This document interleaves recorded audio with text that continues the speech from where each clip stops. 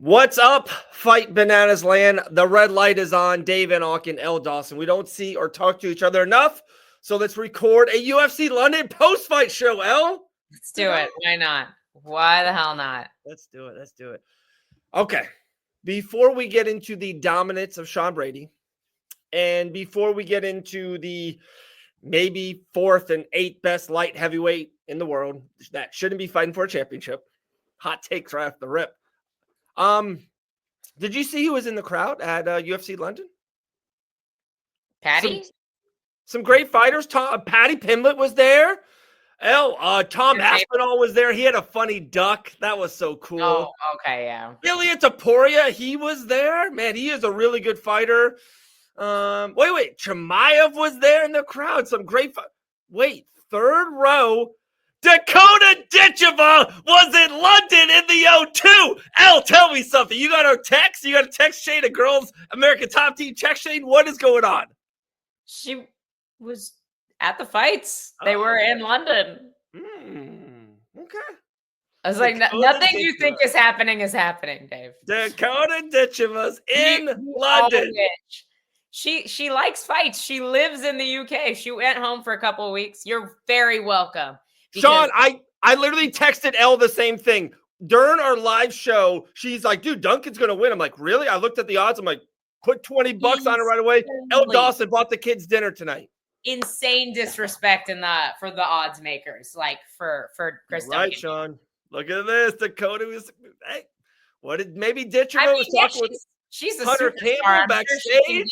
I'm sure she can get tickets if she wants. I'm sure they want her. That doesn't mean PFL's letting her go, you know? All right. Okay. I've heard nothing. Okay. I promise. I'm just playing. I'm messing, guys. I'm messing. I'm messing. I thought that was super funny. But, yeah, I knew she was going. I knew she went home for a couple weeks. I knew she was planning to go to UFC London. What's up?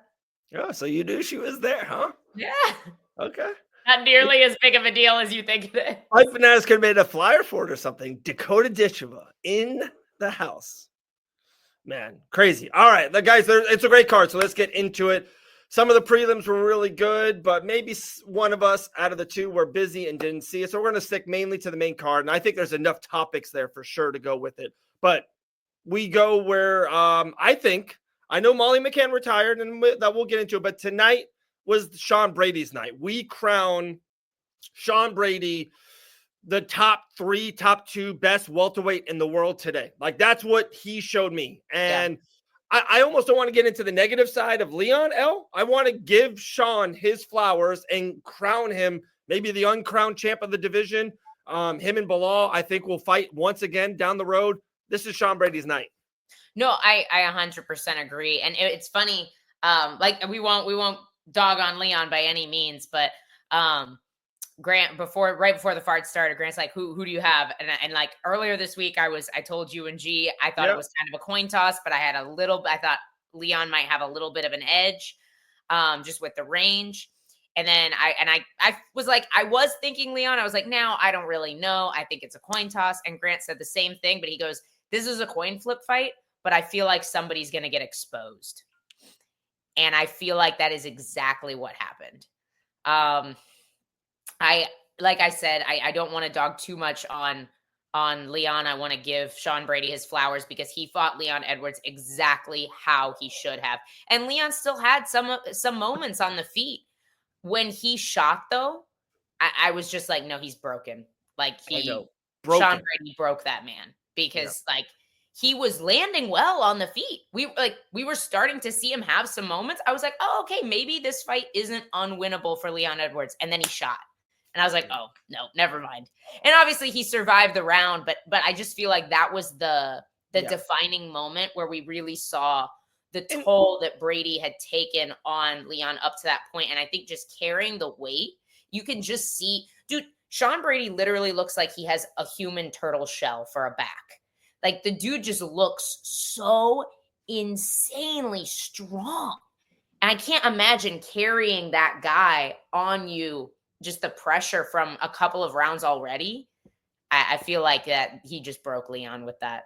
I'm asking you, As a fighter, you've been in that. Yeah, that's true. Lots of traps. That's true.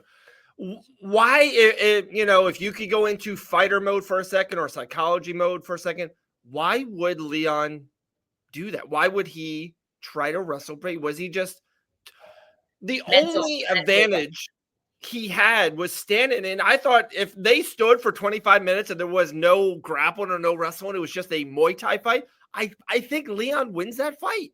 Why would he do that? Why would he get close to Brady? I don't get it. I don't know. I mean, even earlier, he was having such a hard time with the pressure. And this was kind of my concern for Brady going into this, is I didn't feel like he necessarily always has that like crazy pressure and volume that we saw Bilal have when he fought Leon. But Brady fought Leon exactly how you have to. You have to take away his range. Leon needs time to make reads. He needs time to get his space to get his kicks going. Like, he needs this space and time, and Brady gave him none of that. Even when Brady wasn't really throwing to land, he was always just pumping his jab, switching through, like stepping through, pumping his right hand as well as the jab, as he came, like was stepping through and switching stances. Like, I just feel like he was doing exactly what he needed to do. And I guess the only way I can what's the word I'm looking for? Explain what Leon was doing, other than the fact that I just think he was mentally toast. And there are different forms of quitting is kind of how I look at it, and like putting, I think he had felt the pressure on the feet, right? He was having a hard time finding his range, even though in the third round, he landed a good elbow. Like, he had some good moments on the feet and he looked fast on the feet. Yeah. I feel like he was struggling on the feet with the pressure, and he had already felt what it was like to have Brady on top of him for an entire round. Maybe in his mind, he was just like, maybe if I can just get one takedown, I can just be on top for a round, and just not be dealing with this constant pressure. Right. Maybe that's what was going through his head, but it was not like no fight IQ was happening in that moment. Like, that was a bad idea for sure. Yeah. I agree.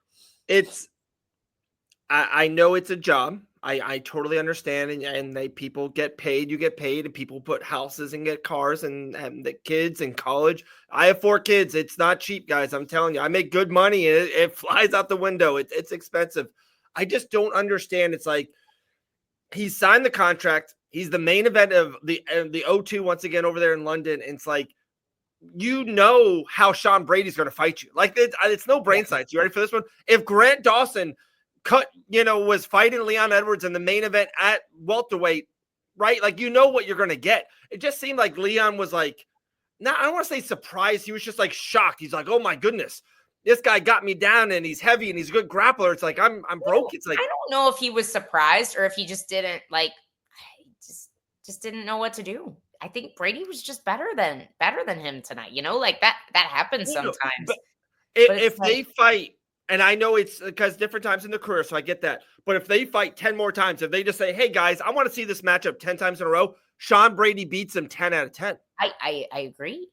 And I think with the way what Grant was saying, like, somebody gets exposed. Like, I don't want to say like Leon Edwards was a fluke, because he wasn't. Like, he beat Usman, who was on the run of the century, at welterweight. And so I'm not going to call him a fluke, but it's just like, it was so short-lived. And I feel like we are not going to see him beat another like top contender after this.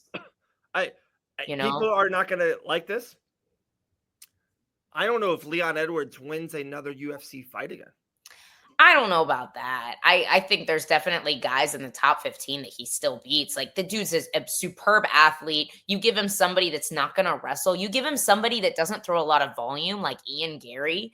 Like, I don't know that that's necessarily true. I don't think Gary smashes Leon Edwards right now. I think he does. I think he does. I just, like, if you give him somebody that won't throw a lot of volume, like Ian tends to pick his shots a little bit, We talk about this. It's like the whole Tony Ferguson, Izzy thing. These guys, because Leon was a champion, is a future UFC Hall of Famer, these guys can't fight the 22nd ranked welterweight. It doesn't make sense money-wise, on the card-wise. Like, these guys have to fight top guys. And I don't have the welterweight rankings in front of me, El. He doesn't beat a top 8 guy right now. He doesn't. Shavkat? Ian? No. I think Ian might be his best matchup. Dude, Ian Gary looked really good against Shavkat on a week's notice. That's true. No, it's true. Like, I know Ian, not a lot of people like him. It's not cool to like Ian No, Gary. no, he's still a great fighter. Like, whether you like his personality or not, he's still a great fighter. Jack Della Maddalena smashes Leon Edwards. I don't know about that one. Yeah. That could be a closer fight. I think Joaquin Buckley is a tough matchup for him. Buckley smashes him. Okay, Buckley you gotta calm down, Dave. Calm down, Dave. You do this way too fast when somebody loses. I mean, he just beat Colby. I know Colby is not doing too hot, but he's number 9. Like, you don't. Colby's not in the top. Colby is not in that conversation. Who do you take between Leon Edwards and Gilbert Burns at this stage in Gilbert Burns' career? That's a very good one, El. That could be a winning argument. I would lean Leon Edwards because I would think Gilbert would like kind of want to strike with him. Like, Gilbert strikes more than he grapples. So does JDM. Huh? So no, but JDM Gilbert wrestles when he needs to. No, I get that, but I'm just throwing that JDM beat Gilbert and standing up. I don't know how to explain. I think a lot of these fights that you're acting like Leon would get smashed in would be close. Not after what I saw tonight. I'm telling you. That man's broken now. He's broken. In that fight. So you think he shows up 9 months from now and he's back? I'm saying it's a totally different fight. If the first round had not gone how it had, if Brady hadn't immediately started pressuring him, I'm just saying we could have seen a very different Leon Edwards tonight. You're taking credit away from Sean Brady by acting like Leon Edwards was a broken man before he ever. No. I'm not. It's after it keeps going. The brokenness continues. Bilal broke him and Gilbert continued. I mean, Brady continued. Not if you don't fight a guy like that every single time. Like, that's like, so is he never going to win again? I don't know.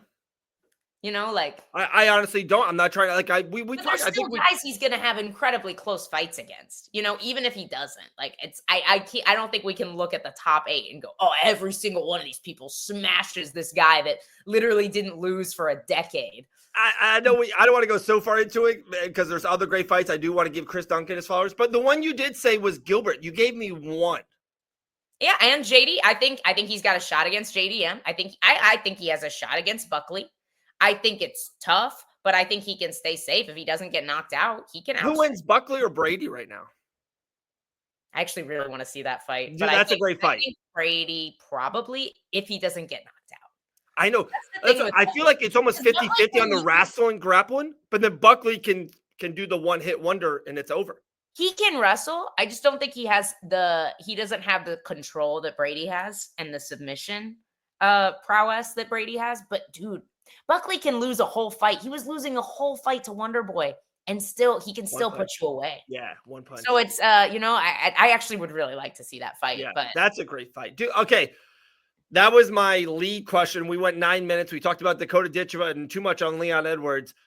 Does Sean Brady fight for the title next? Or because of Bilal's next month, do you think Brady will wait for it? Or do you think, or can we see Brady and Buckley number 1 contendership in the fall?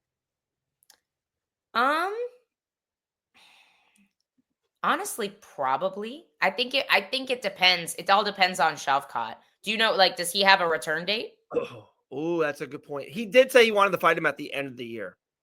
Bilal, if he beat JDM. Obviously. And which I expect Bilal to beat Jack Della Maddalena. Me too. And he doesn't get if JDM beats him, he doesn't get an automatic rematch. He's never defended the title. Yeah, and the UFC. The UFC was never a huge fan of Leon Edwards as a champion, which is why after his first title loss, he got Sean freaking Brady. So yeah, I agree. I think that Bilal would get similar treatment if he did lose. I would expect Shavkat to get the next one. Yeah. And then maybe we do Brady, Buckley and Brady next. I would love to see that fight. I'm very interested to see where they put Brady, if they do put him at number 1 or if they put him behind Shavkat. I'm very interested to see what they do with him on Monday. It's so funny. It's cool to not like Bilal Muhammad. I don't know why. I think he's a great mixed martial artist. How good does that win now look from Bilal Muhammad? And I don't think it's I remember the fight against Sean, but I don't know if it was as dominating as what we saw tonight. But I don't remember it being like close. Oh, that was a close fight. Bilal beat There were Sean. moments, but like Bilal TKO'd him on the feet. Like he's the only guy. He's like Bilal's only Round finish 3, right? ever. 2 or 3? 3? I will look it up. I felt the first 7-8 minutes were good. Yeah, no, it was competitive. Like Okay. it wasn't like super one-sided by any means. But like So the he's man, his one finish. his one End of round finish. 2. End of round 2. Wow. That's insane. Yeah, and So he guys, did. Bilal did look really good. So it's like, can he do that again, or has Brady developed enough? You know, because Yeah. I felt like I was worried about Brady striking against a guy who historically has been a lot sharper than the Leon we saw tonight. You know, but I feel like just the constant pressure. So I'm interested to see when two, like you've got two runaway trains crashing into each other with Bilal and Sean Brady. Is that what we see this time? You know. There's a great comment by Chris. Sean Brady is the next. He's got a loss against Bilal. Brady will need another top win. I think this is a great comment. Yeah. If it's Buckley, or how about even Ian Gary? How about Brady versus Ian Gary International Fight Week? I think that's really cool. Like, I don't know. I saw here, like maybe Buckley and Usman's going to happen. So maybe these guys are over here. I would really like to see Buckley fight Usman. I want to see. It's kind of a shame. Like we kind of got it. If we get Buckley and Usman and we've got Sean Brady and Leon, then we kind of have the two journeymen that are in the top of the division, both fighting prospects coming up, you know? And so I that's what I prefer to see. I prefer to see that over two prospects fighting each other, like a Buckley versus Brady. I would rather see Buckley fight Usman. But where's Ian Gary? Yeah, that's the question. Like Ian Gary's got to be thrown into that. I would like to see Islam versus Lesnar. Lesnar spelled Lesnar. Gee whiz. There, this is a comment. Dakota Ditcheva defeats Leon Edwards. Very true. She was there tonight. Dave L had breaking news. Absolutely shocking that Dakota, a professional MMA fighter, was at an MMA fight in her home country. In the fighter section, Dakota Ditcheva, PFL superstar, was there at a UFC event. Why is that shocking? I don't know. I don't know. Stuff's happening. Is Brady a journeyman? No, he's a young prospect. I was saying Leon. Oh, yeah. Brady's the prospect. Leon was the journeyman. Brady was the prospect.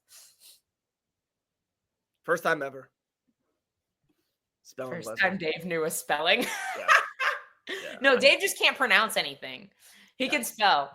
Guys, Yuli Diaz is fighting later, okay? Come on. Everyone relax. Everyone relax. I get it. Javonis Ross is a great fight. Dude, he just had a great wheel kick knockout last weekend. Are you just name dropping all the people whose names you actually know how to pronounce? Right now? No, these are ones I didn't, and I've been working on in my sleep to get it better and better. So I'm trying.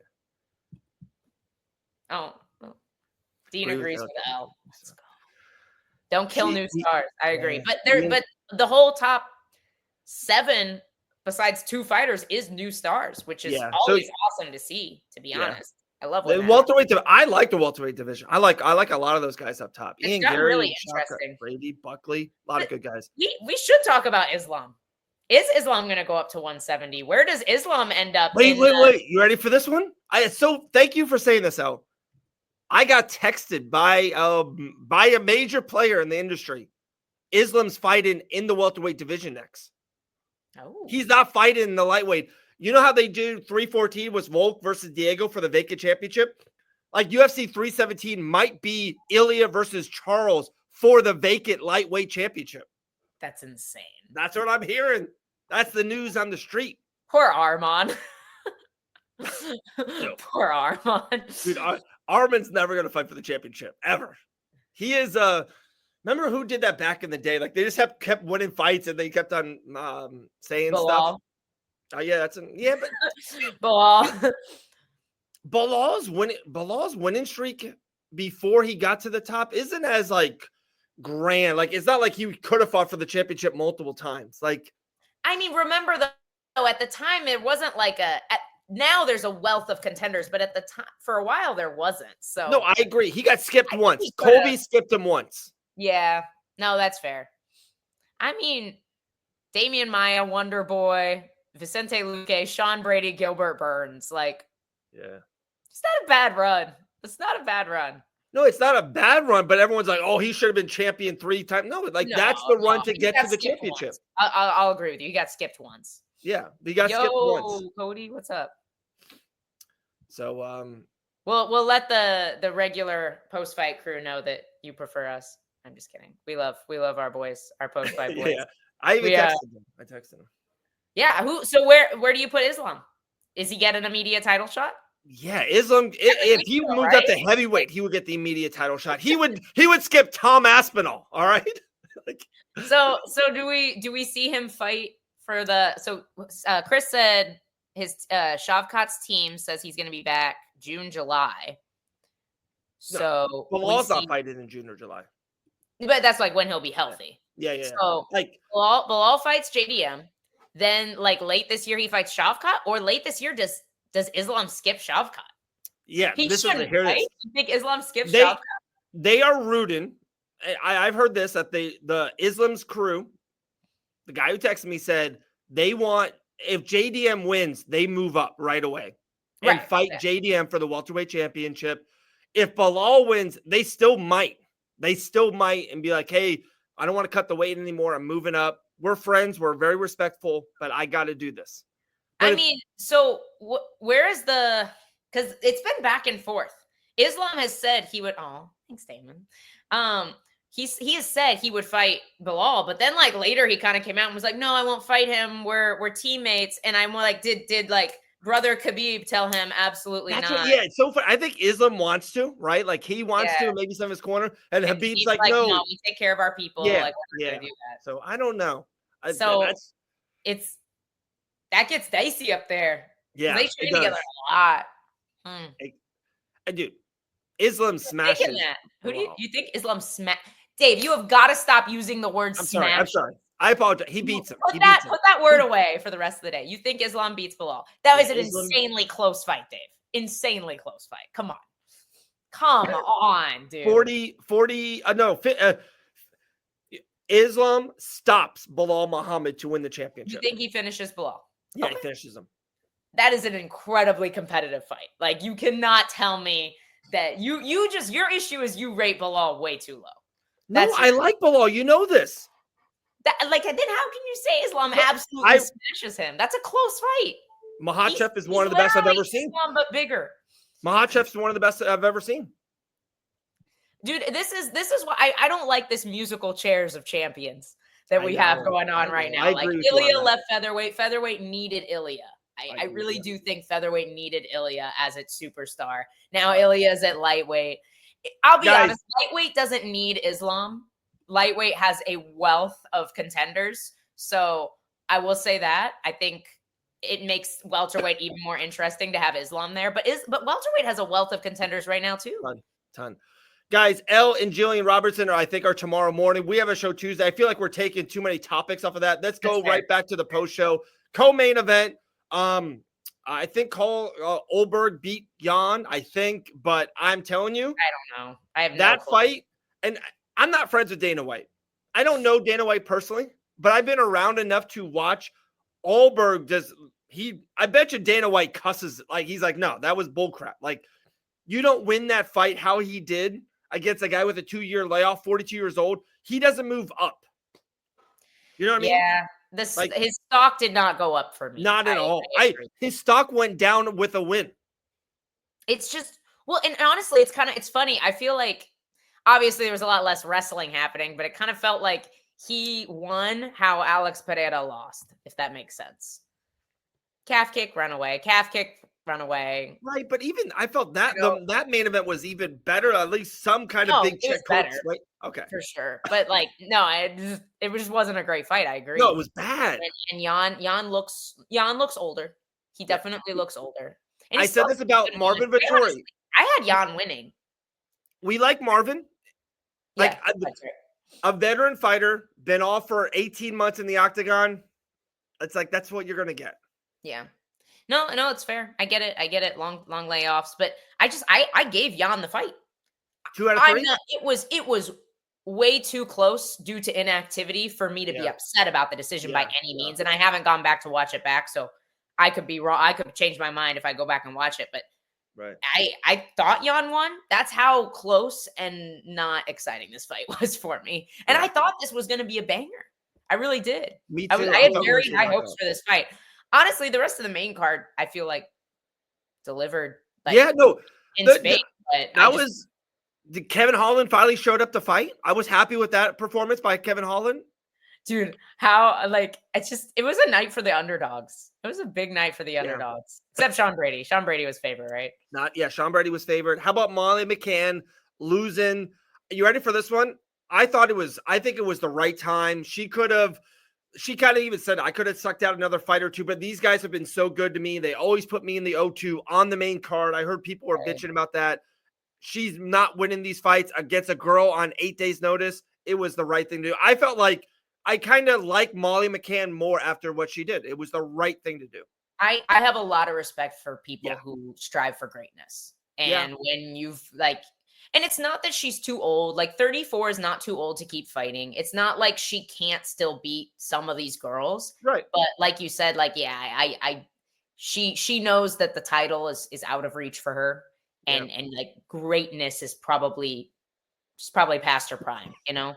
So I respect that. I respect that. You know, she got to go out in her hometown, not her hometown, but like her home venue, you know? So, and honestly, the girl she fought was good. And she's a nasty style for Molly. Solid grappler. She is. She doesn't look super pretty while she's doing it. No. I'm not.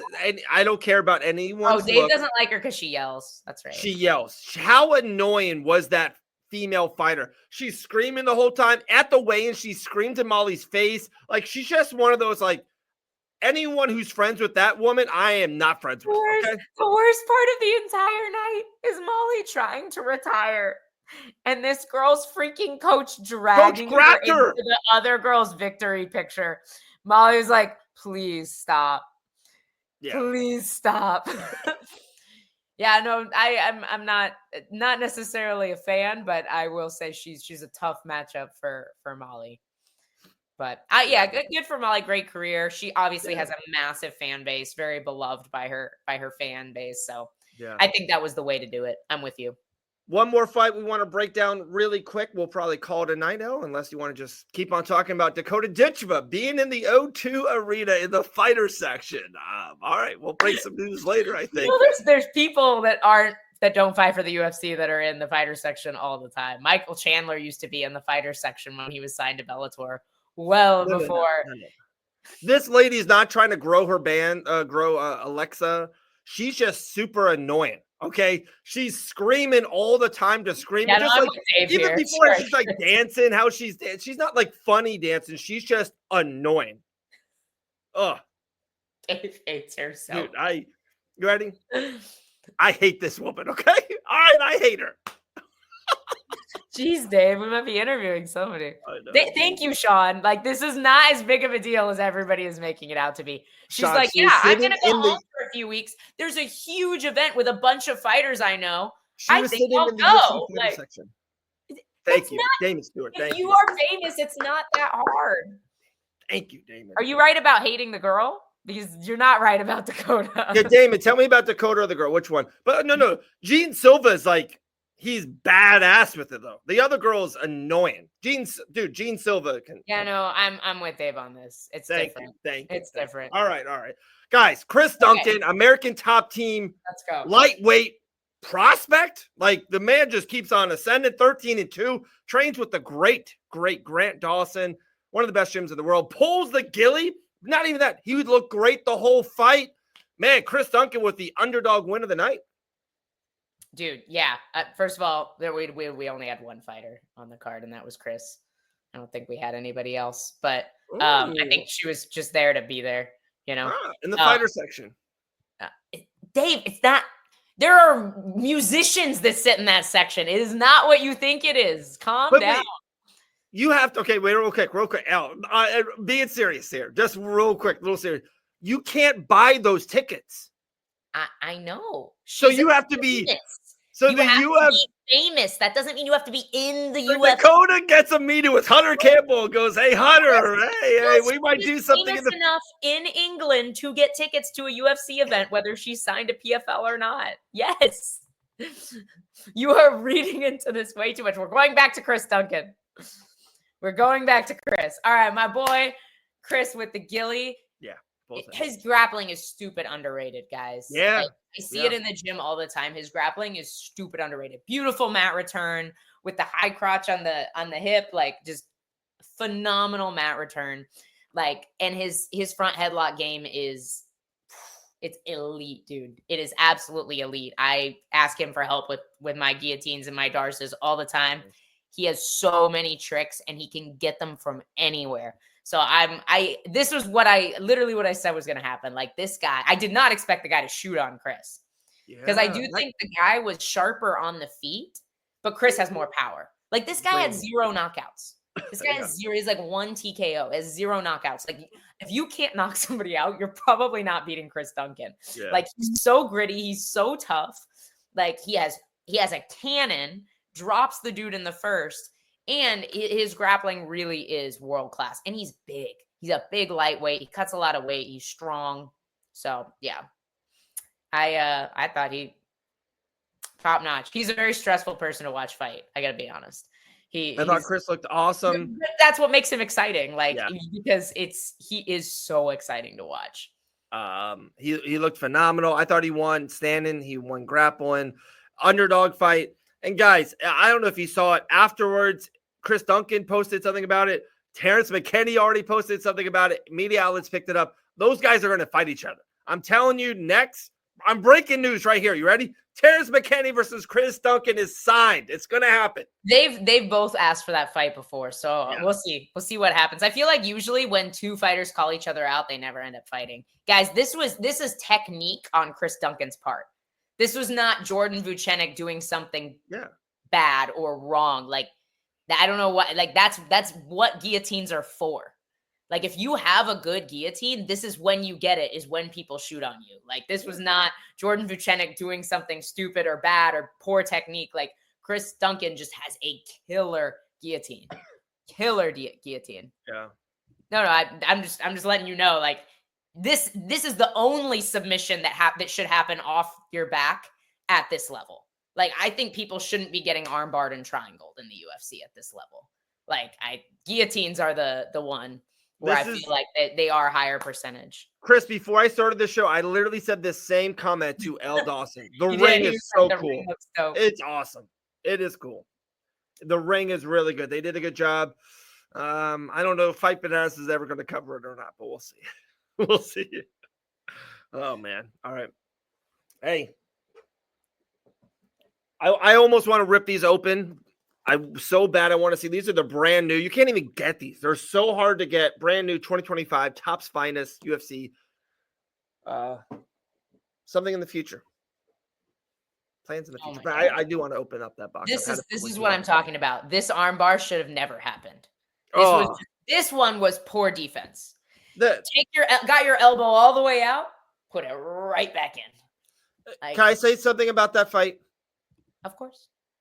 Both of those fighters that fought in the strawweight prelim should be cut from the UFC right now, immediately. They're not good enough. Okay? Like, what are we doing here? Like, the UFC is the best of the best, and there's so many great fighters that want to fight more, and spots get taken up because of this fight. Guys, Marcin Taboria versus Mick Parsons. Get those. I know heavyweights. Those guys stink. Okay. They should be fighting on dirty boxing. They should not be fighting in the UFC. Sorry. This isn't 1 o'clock, Dave Van Auken. This is 9 o'clock. I'm all for there being more spots open on cards. It's just so bad. Like, why? There's a lot of bad talent in the UFC right now. I'm telling you. 15% of the roster should be cut. Like, if they cut like the people you're wanting them to cut, the issue is then those divisions only have 15 people. Like, the best fight the best. But then you don't have rankings, you know? Does she, Chris? Like, why does she deserve a spot? She's got one mediocre win, and you can watch that fight in the UFC and be like, dude, she's not a good mixed martial artist. Yeah. She's not.